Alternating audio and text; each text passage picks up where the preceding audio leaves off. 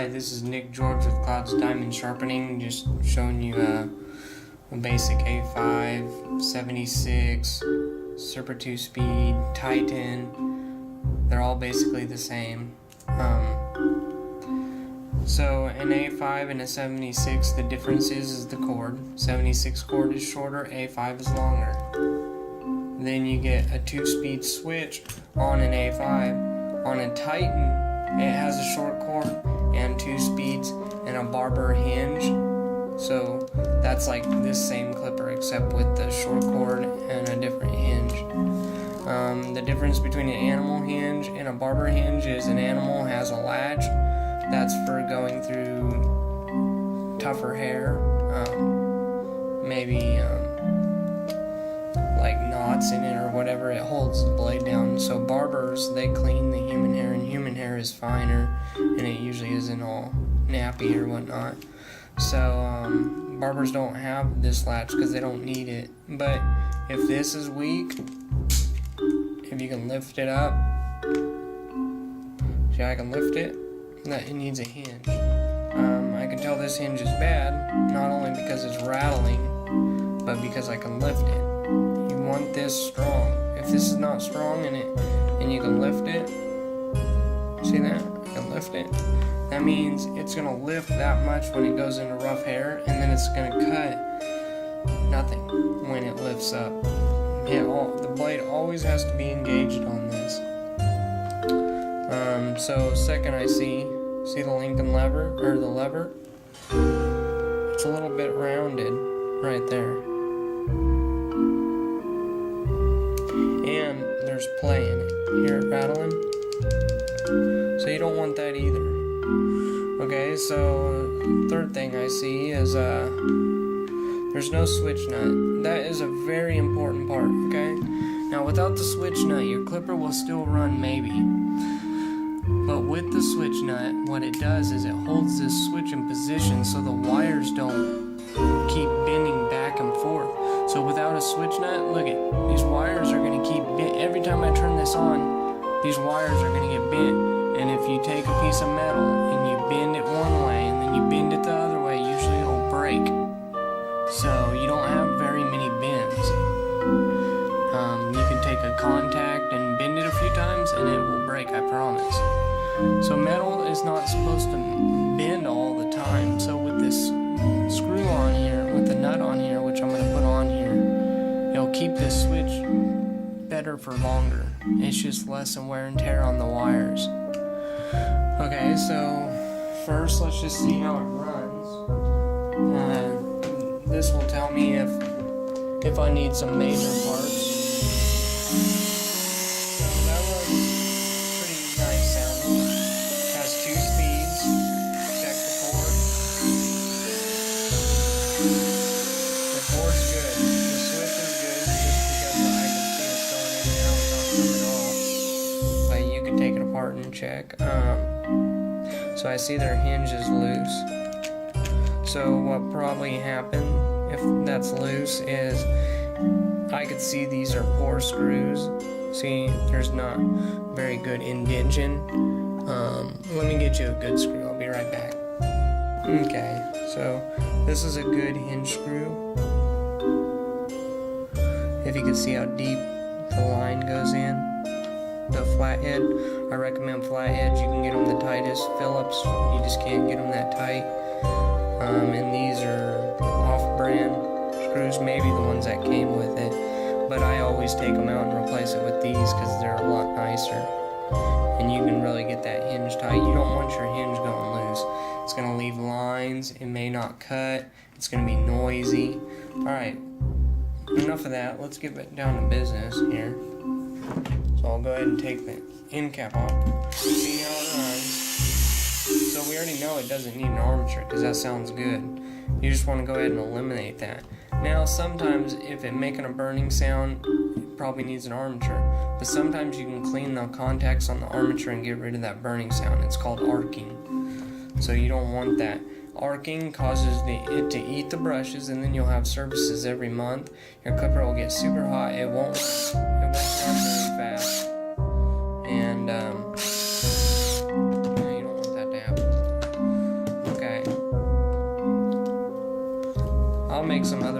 videos later on how to do these switches, since a lot of people where I used to work always used to ask me every single day on the phone how to do it. It's not very hard. So yeah, that's that.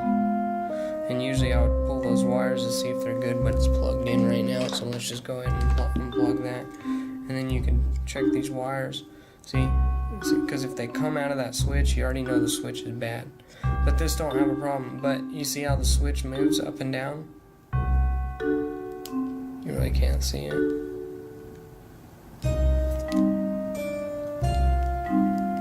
Well, that's just wire. These bend 2-3 times, they're gonna break. They're not meant to move around. That's why they put a switch nut on here. Don't take off your switch nut, or you'll be buying a lot of switches, I promise. Okay, so that's not too bad. I bend these up a little bit, not too much. You'll break them, and then you'll have to replace the field, or you'll have to learn how to solder and solder a new one back on. So let me go ahead and now that isn't cleaning it, by the way, that's just blowing it out. So my hose clamp, because especially if you have crappy lock ring pliers, I got Radio Shack ones. Sorry, I ordered better ones, they're in the mail. So you want to take that snap ring out. So put this in there. Pull it up a little bit. And then pull it out. See that? And then there's a washer in here. You want to make sure you keep that. Without that, your clipper will rattle back and forth and make loud noises. Okay, so keep this on.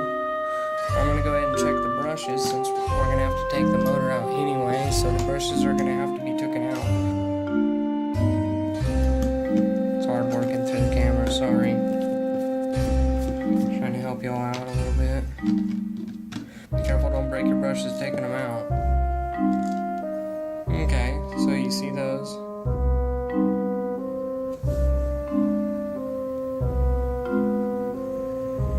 See how it's bent? Or indent like a bowl? You want to make sure the armature goes like that on the indent.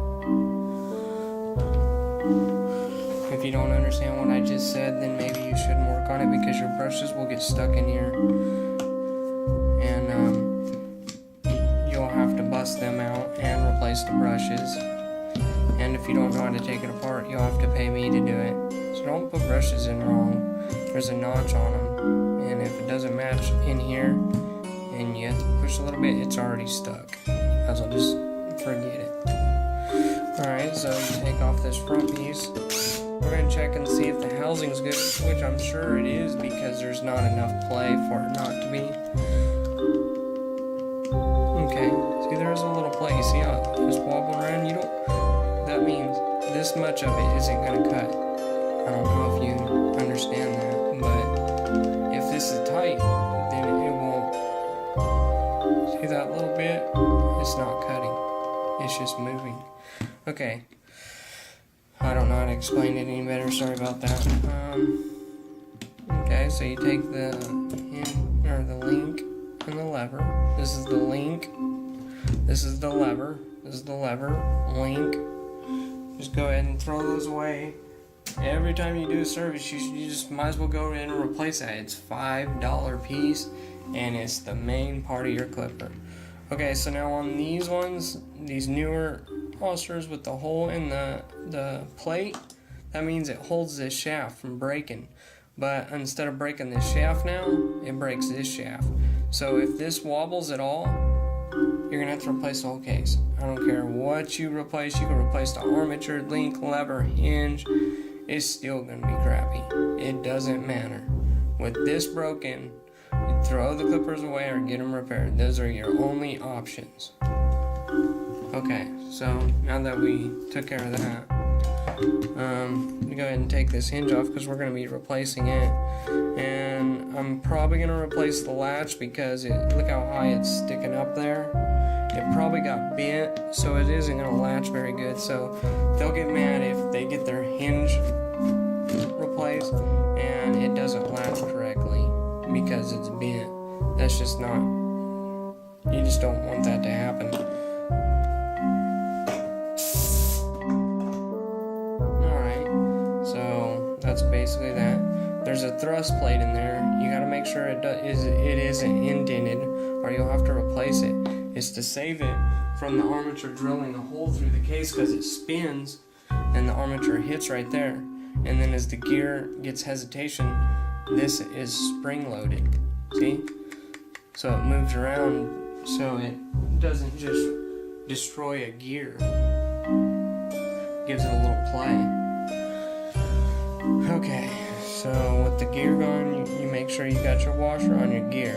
If you do not put one of those on, the link will sit too high, because this gear will be lower, and then it will only use half this gear, and I promise you, it'll make a big groove on top of this, and you'll have play in your blade, and you might as well throw your clipper away, because it ain't working.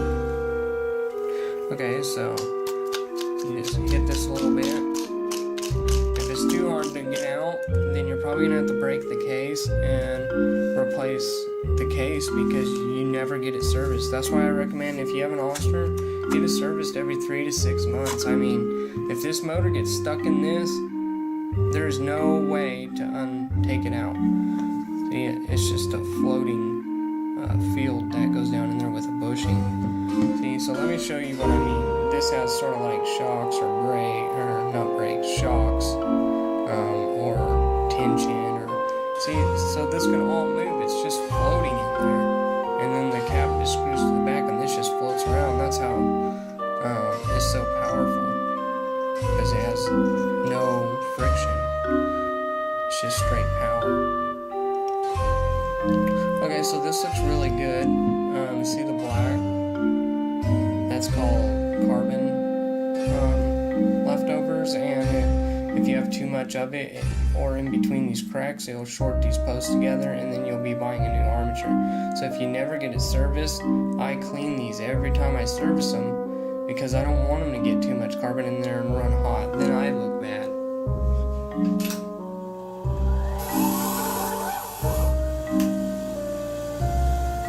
And if you ever decline my full repair estimate, it's okay, I will do it. There will be no warranty, and that is it. So yeah, there's a 2-speed armature. So I go ahead and take this, see the bushing down in there. I'm just going to go ahead and drop some love down there, some love juice, some oil. Put a little oil on the end of the shaft there. Push this in and just push it up and down a little bit. Let it feel nice. It's got to feel comfortable, or it ain't going to work correctly. See? Okay, so you check your plate. It's called a thrust plate. It's good. I can see there's no hole in it. So you take this, drop a little oil down in there, and then drop some on the shaft over here. Go ahead and slide this back in. Line up these brush holes. There you go. And once again, if this is too hard and you can't move it, if you send it to me and I can't get it out, then I will have to bust the case. So you already know that if you tried to work on your clipper and you can't get it out. If you send your clipper to me without brushes in it, then I charge you an extra fee, because it takes me time to have to put those brushes in. So if you're going to work on it, go ahead, that's fine, but complete the repair on your own. If you don't like working on it and you don't trust yourself, go ahead and send it to me and I'll take care of it, and it'll work 100%. And that's all there is to it. So I put the washer back in there, take my snap ring pliers. Sorry this repair's taking so long. I would have been done 5 minutes ago, but I'm going to try and explain everything to y'all, because I do like people that want to try to work on their clipper. That's fine. I would like to just sharpen all day. But you do have to have a good working clipper, or it's pointless to get your stuff even sharpened.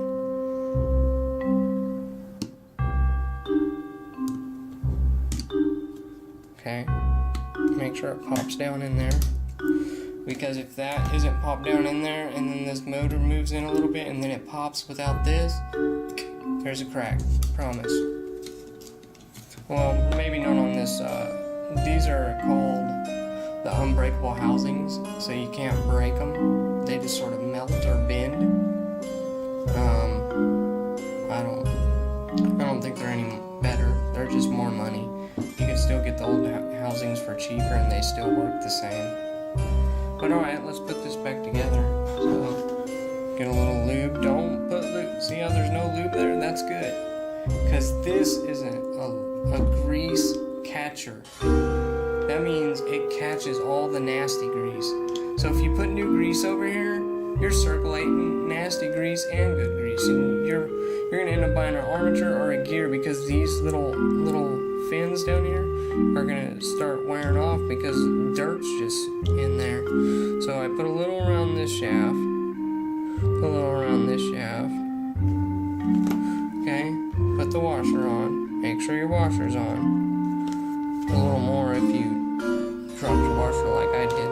Because what's going to happen is you're going to put this on and you're going to spin it a little bit. Up and down to get it all in there. And then you can squirt a little in this hole, because there's a little hole on the shaft that puts it down in there. And then if you want to feel real dangerous, just go on and just put a little drop. Yeah, just show some love. You don't really have to do that. So then go around the gear, the top of the gear where the link's gonna go. Let me go get the parts. Be right back. Alright, we got a switch nut, we got a link and a lever, a new one. See how crisp, and I mean these two pieces are $5. So if you decline them, you lose your warranty and your clipper. You might as well not even get it fixed. I wouldn't. I'll just throw it away if you don't want to fix those. Here's a hinge and a latch. So do this.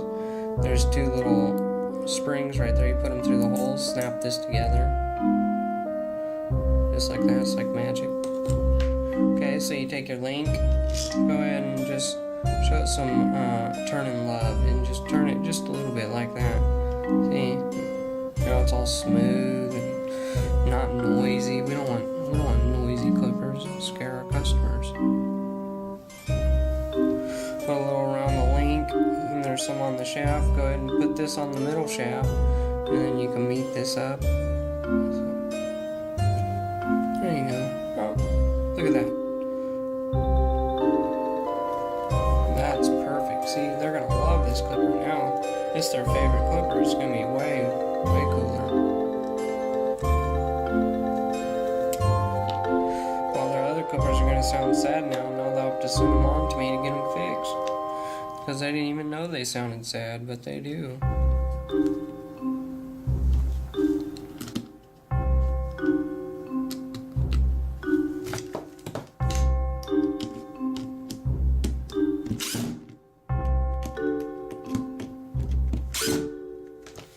Okay, so don't use that powerful of a drill for sure, especially if you never used one. You can hurt your hand or break a case or break a screw off in there. So you put the little groove just like that in there. See how easy that goes in there? Put this little brush cap, put this in there, just put it in there, and see how easy it goes in there? It just sort of flops around in there. Okay, so here's the old screw versus the new screw on the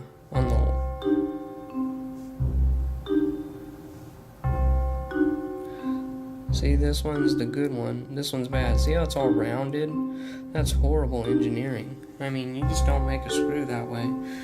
Because what's the point? It's going to come out for sure. So I just go ahead and put those on. They're like 30 cents a piece. I mean, makes your clipper look nice. Makes it nice for the hinge.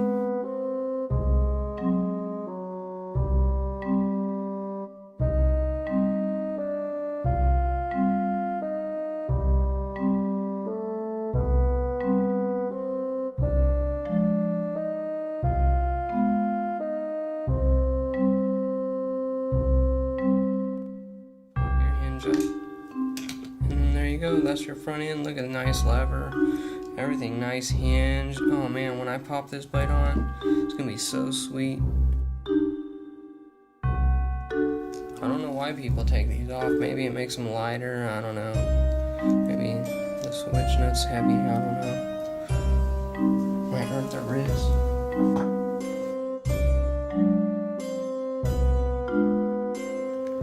But you see now this switch.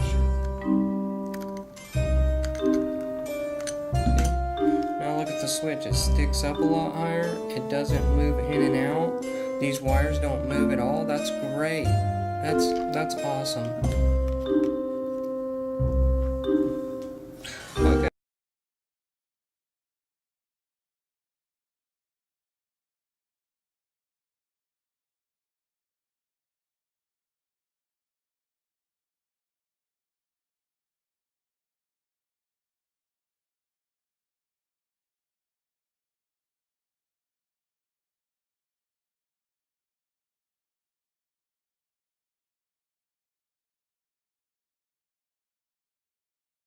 Seen people grind that off. Don't do that. It's there for a reason. It helps it line up these contacts so you don't break anything. See?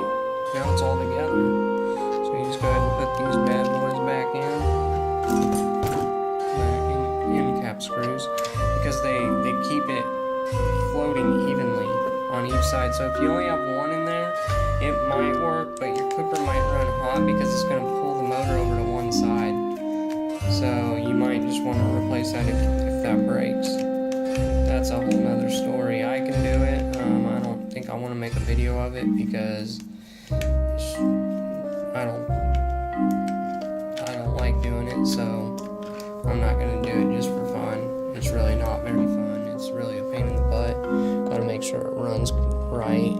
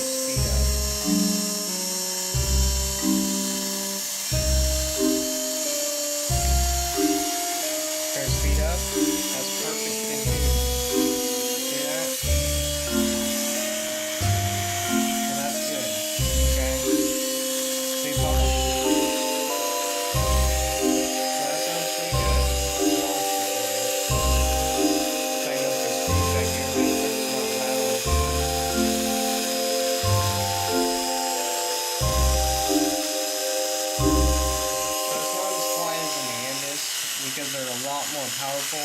They have a fan, so they blow air out of here because they're alternating current. So it has to have a fan because electricity goes through the field, unlike an Andis that is magnetic. And it has direct current, a plus and a negative, and that's it. So yeah, that's it.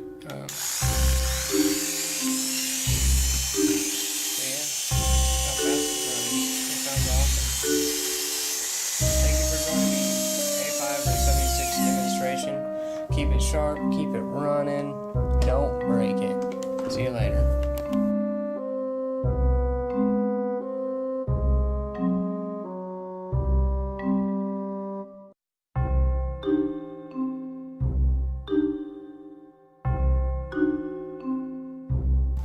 Hi, this is Nick George with Cloud's Diamond Sharpening, just showing you a basic A5, 76, Super 2 speed, Titan.